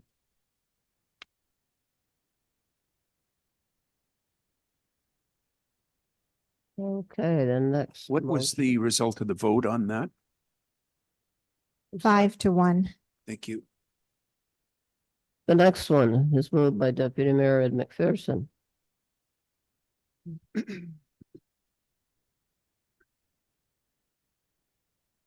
Five, is it? 12.5. Moved by myself, sorry. Moved by myself, second by Councilor Byrd. We resolve the Council of Town of Perth pass bylaw number 514, being a bylaw to authorize the mayor and clerk to complete an employment contract renewal as amended with Michael Tao as the Chief Administrative Officer / Deputy Clerk for the Town of Perth as presented in Council Report 4.5. Thank you. Any discussion? Those in favor? Councilor Byrd, I didn't see you. Aye. Thank you. That's carried unanimously. Okay, here's the challenging one. Okay, so we had a motion appointing two people to the Climate Change Advisory Panel. However, one of them, Calvin Blewett, withdrew afterwards, after he was appointed. So the proposed, wait a minute, we got to do the motion first. Right, I have it in front of me. okay, thank you. Go ahead. Be it resolved that the Council of the Town of Perth reconsider motion number 24-051 passed March 19th, 2024 to appoint Calvin Blewett and Kirsten Browse to the Climate Change Advisory Panel due to Mr. Blewett declining the appointment as presented in report 2024-Council-4.6. Thank you. Those in favor? Thank you. Aye. Thank you. So, maybe this motion next. Do you want me to read it? Yes, please. Be it resolved that the Council of the Town of Perth appoint the following citizens to the Climate Change Advisory Panel, CCAP, for the remainder of the term of council to fill two vacancies, Calvin Blewett, Kirsten Browse. So that motion was passed previously, so we need an amendment. Councilor Bolt. Moved by myself, seconded by Councillor Isabel Ann McCray. Be it resolved, the Council of the Town of Perth amend motion 24-051 regarding citizen appointments to the Climate Change Advisory Panel by removing Calvin Blewett's name as he has declined the appointment. Thank you. Those in favor? Aye. Thank you. And Councillor Waterfield. It's Moved by myself, seconded by Deputy Mayor McPherson. Be it resolved that the Council of the Town of Perth appoint the following citizen to the Climate Change Advisory Panel, CCAP, for the remainder of the term of council to fill one vacancy, Kirsten Brous. Thank you. Those in favor? Aye. Yeah. Okay, the next one is 12.7. Deputy Mayor. Moved by myself, seconded by Councillor Waterfield. Be resolved, the Council of the Town of Perth suspend the rules of the procedural bylaw in order to confirm the striking committee membership for the remainder of the term of council to be Mayor Judy Brown, Deputy Mayor Ed McPherson, and Councillor Jim Bolt as presented report, Council 4.7. Does anyone need any clarification about what the striking committee does? I would like, through you, Chair, I would like further clarification. Is it okay if I shut the doors? No, we can't. Oh, okay. Okay, sorry, I can't hear. Okay. Through the mayor, the mandate of the striking committee is responsible for reviewing applications and making recommendations to council regarding the appointment of members of council and citizens to various committees established by council, if any, and local boards and external agencies on which the council desires or is required to have representation. So an additional question. So there had been discussion at one time that after 2 years on council, there might be the opportunity for council members to sit on a different committee. For example, I'm on the BIA and the Chambers of Commerce. And as a council member, I would like the opportunity to sit on another committee. Is this a decision that would be made by the striking committee? Like in terms of who sits on what committee? For committees, yes, and that comes up for renewal at the end of this year. So that report would come forward, and then if there's any changes, then the striking committee would make those recommendations, yes.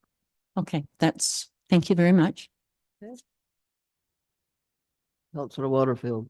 So just to clarify, it's my understanding then that the striking committee does not recommend to council and council decides, it's the striking committee that decides. Is that correct? Well, Through the mayor, no, it's recommendations to council. Okay, thank you. Thank you. okay, those in favor? Aye.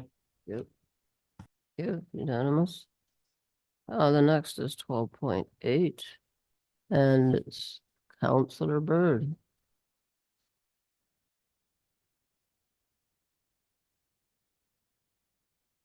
Would you like to go ahead? Yes, press the right button, sorry. Thank you, Your Worship. Moved by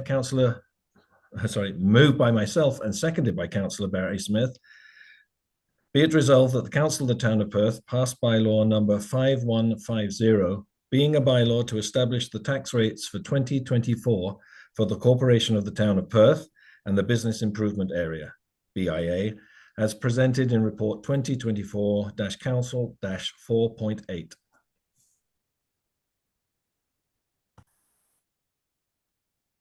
Thank you. Is there any discussion? Those in favor?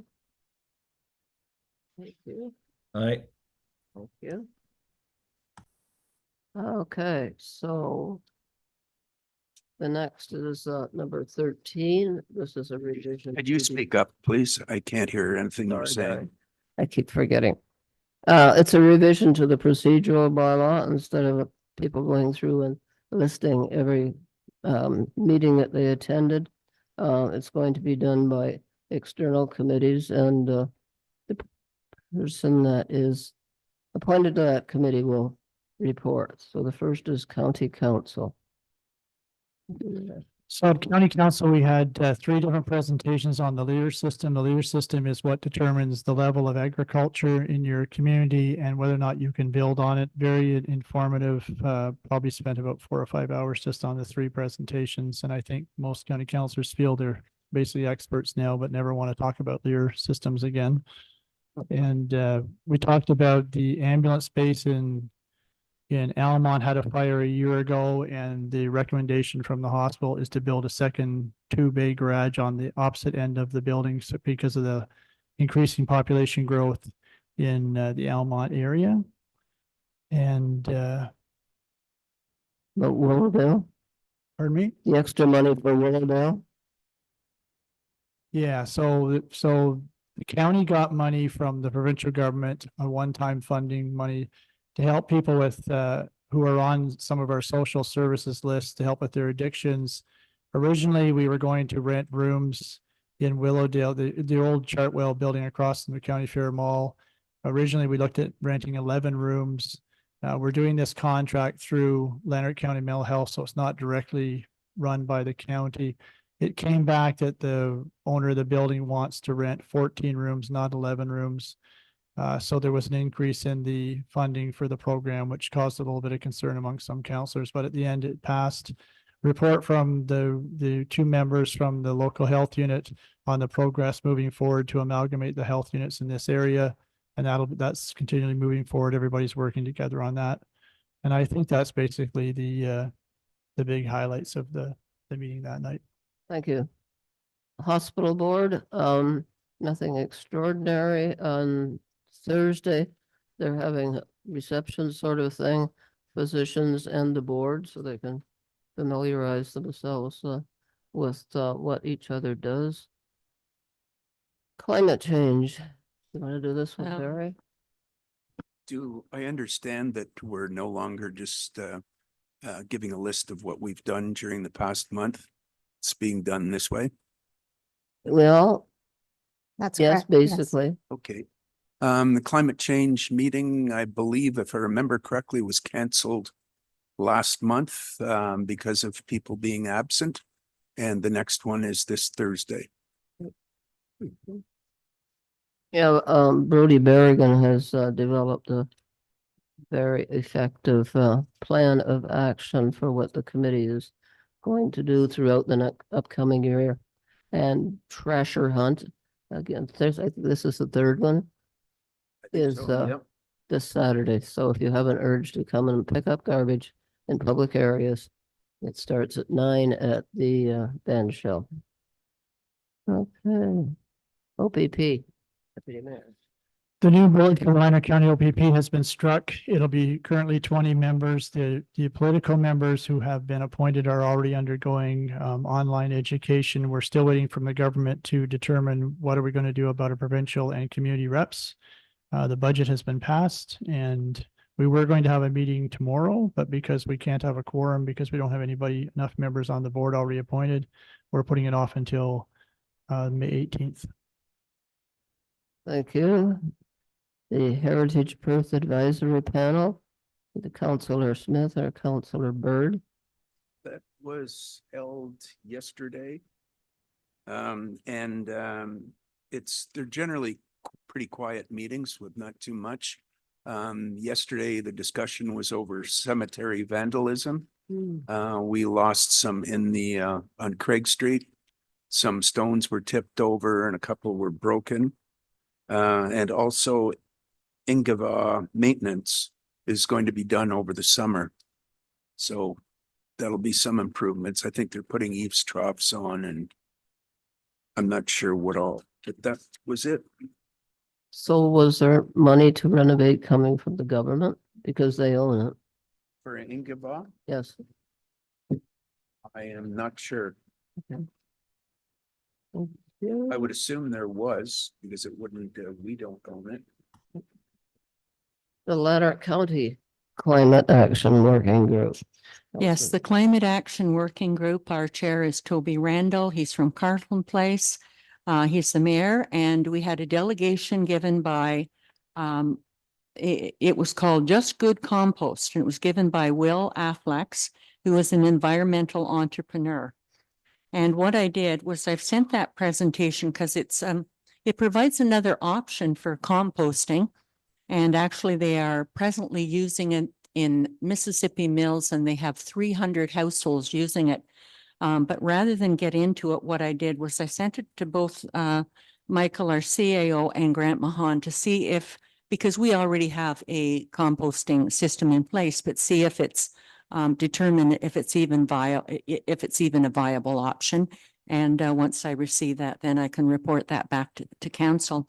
Elizabeth Gallant, the County Climate Environmental Coordinator, gave a presentation on the Climate Adaptation Plan, and which is an outlined action to adjust to the current and expected impact of climate change, things like flood protection, disaster management, infrastructure, building standards, those types of things. And it's part and parcel of the corporate goals of the Climate County Climate Action Group. And some of the goals of that are to identify the levels of climate-related risks in Lanark County, outline opportunities for increased climate resiliency, create a strategic plan, prioritizing risk, implementing policy changes, and allocates resources. And the next steps is they will be engaging with stakeholders, and probably for stakeholders within within Perth. They've already brought the health unit aboard, Leeds Grenville Lanark District Health Unit. They will be reaching out to the first responders and our emergency medical services, conservation authorities, social services, agricultural and food, the climate network, security, and all local municipalities in Lanark County. And to finish it off, there is going to be a workshop, and this is given by the Climate Network Lanark, which is very, very involved in all climate matters. And it's how we make and store electricity in Lanark County, and where will electricity come from to power Lanark County's decarbonization efforts. And so they have a number of speakers. It's going to be at the Royal Canadian Legion on May the 18th, 2024 from 9 to 4 o'clock. It's $20 for tickets. And if anybody's interested, let me know and I can pass this information on to you. That's it. Thank you. The next two are you also, Chamber of Commerce and BIA. Okay, I'll get to that page now. So the Perth and District Chambers of Commerce, their next meeting is tomorrow. And most of our staff, the mayor and the CAO, attended their annual general meeting that I thought went off very well. We will be welcoming our newest board member, Stephanie Young. And they are right now gearing up to prepare for the Festival of Maples. This will be the 49th year. And it's the last Saturday in April, which is April the 27th, 2024. And if you would like to volunteer, please let me know and I can send your name forward to the Director of Volunteers. And they are looking into workshops on stress management. And I have reached out and I met with the chair of the Perth and District Community Foundation, Kay Rogers, to see if there might be any way that we could collaborate with them. And also they might look into funding. They are working on their strategic planning session, and that's coming up at the meeting tomorrow, and their chamber bylaws. And as you are all aware, they have circulated their membership survey with council, and I also asked for Paloma to share it with our CAO. And I've asked Michael if Joanna and Brian might be able to give a presentation on what's happening. So, and I know there are things that in terms of development, and I know that we are only legally allowed to share certain information in regards to those. But after seeing the pre-consultation process this evening and going through that, I think that might be a good eye opener for our chamber as well. Because I think a lot of people in the general public and including our business community are not aware of all of the different bits and pieces that are involved in a pre-consultation process. The BIA, they are also updating their bylaws, and they are very grateful for the help and the incredible recommendations they received from our clerk. They all commented on that. So kudos to Susan for supporting them through that. They are working with Stewart Park Festival on an event called Here Comes Summer on June the 8th.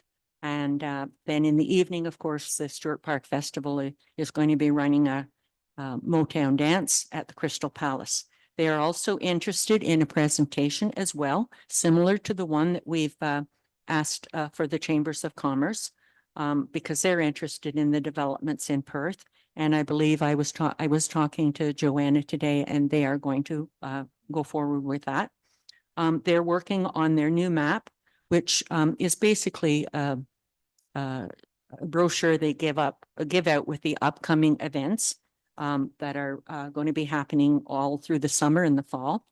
And I just wanted to tell you, as a BI representative, when you sit on the BIA, you're also, because of their bylaws, you are required to sit on another subcommittee. And mine is promotion, which is actually events. And so you have the 2 meetings per month. And then, of course, the expectation is that you will come out to all those events. So just giving you a little heads up on those people next time round that decide that they would like to sit on the BIA, be prepared to be very busy. Thank you. Thank you, Councilor McRae. So the next 3 are Councilor Waterfield. They're busy tonight. Madam Mayor, with regards to the library, as I've said before, we are so proud of our library. There's so much happening in our library for the town of our size. I encourage you to read the minutes. And to give you an example of how creative the staff is at the library, we now have a toy lending library. So how about that? Nothing specific with regards to the RBCA meeting. For those interested, I encourage you to read the minutes. I have yet to be contacted by the Lanark County Traffic Advisory Working Group. We've not had a meeting yet. I look forward to the first meeting, whenever that might be. Thank you. Councilor, Deputy Mayor. Next motion. Moved by myself, sent by Councillor Bolt, be resolved, the Council of Town of Perth receive the Council Committee's local boards and external board reports minutes as presented. Thank you. So, those in favor? Aye. Thank you. We have no new business. Are there any questions from the media?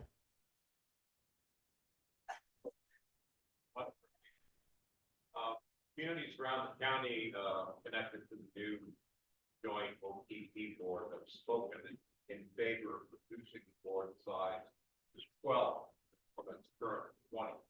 What's the position?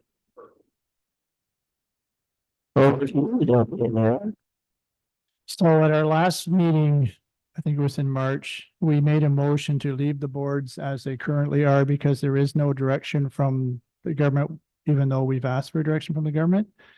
And some municipalities are taking upon themselves to just go ahead and make that motion anyway, just so they have it on their books. But as a group, that day, it was just elected politicians at the meeting that day. The vote was to leave it as they are now until we get further direction. But again, it was also mentioned, but if you want to go ahead and do it your way, go ahead and do it your way.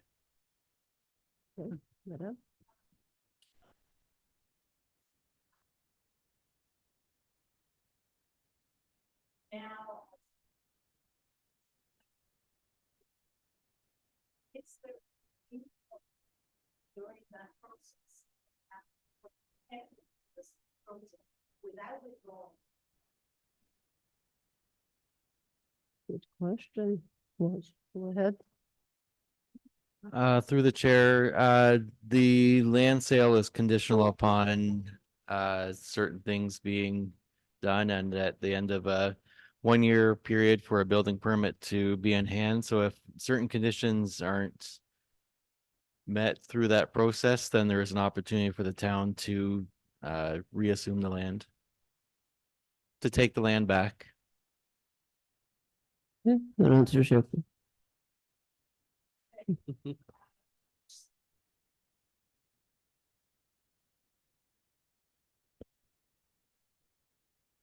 Yes.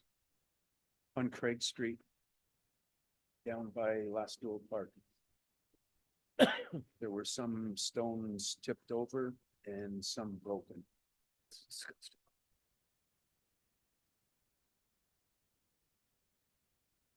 Okay, that's all your questions? Thank you. So next meeting date for council is Tuesday, May 21st at 5:30. We're going to go into closed session. The motion is Councillor Waterfield. Proposed motion seconded by Councillor Byrd that the council of the town of Perth resolve itself into closed session at 7:29 PM pursuant to the Municipal Act 2001 SO 2001 C25 as amended, subsection 2392 for the following: personal matters about identifiable individuals, including municipal or local board employees. S 2392B. 1, review of public applications for the Climate Change Advisory Panel, and 2, human resources matter. Thank you. Those in favor? Sorry, just before you vote, Councillor Byrd dropped off, just before that motion was made, so we'll need another seconder. I can. Okay. Those in favor? Okay. Thank you. Sunshine?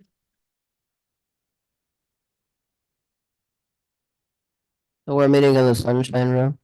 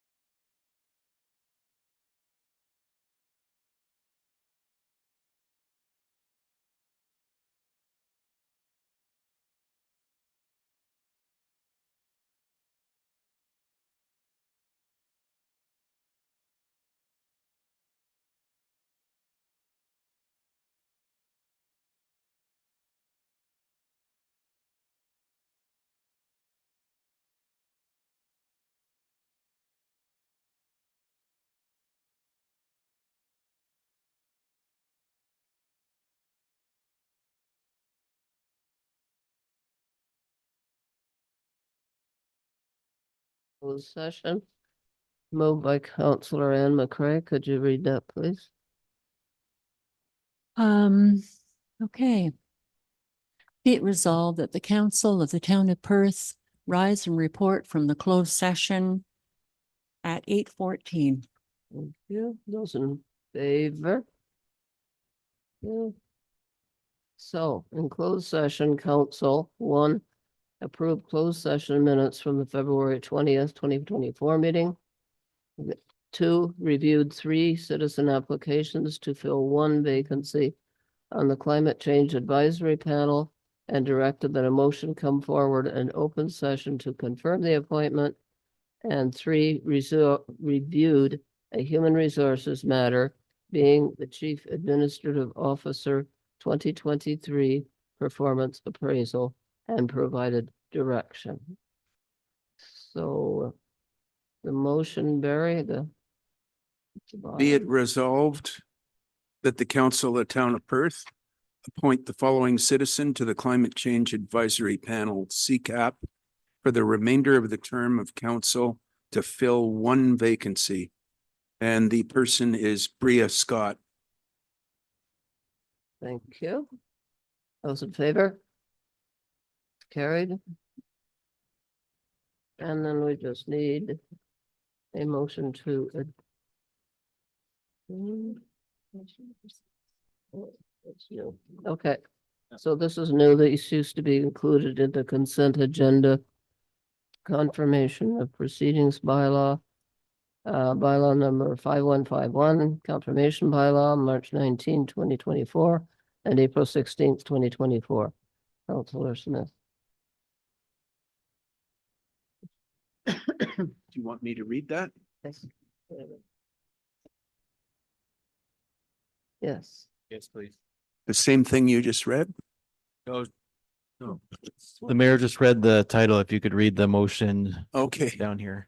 Be it resolved that the council of the town of Perth pass bylaw number 5151, being a bylaw to confirm the proceedings of the council of the town of Perth at its meeting March 19th, 2024 and April 16, 2024.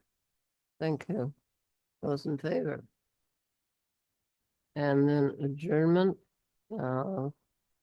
Someone read that for Councilor Bird.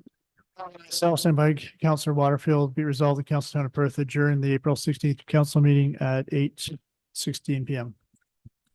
Yeah, those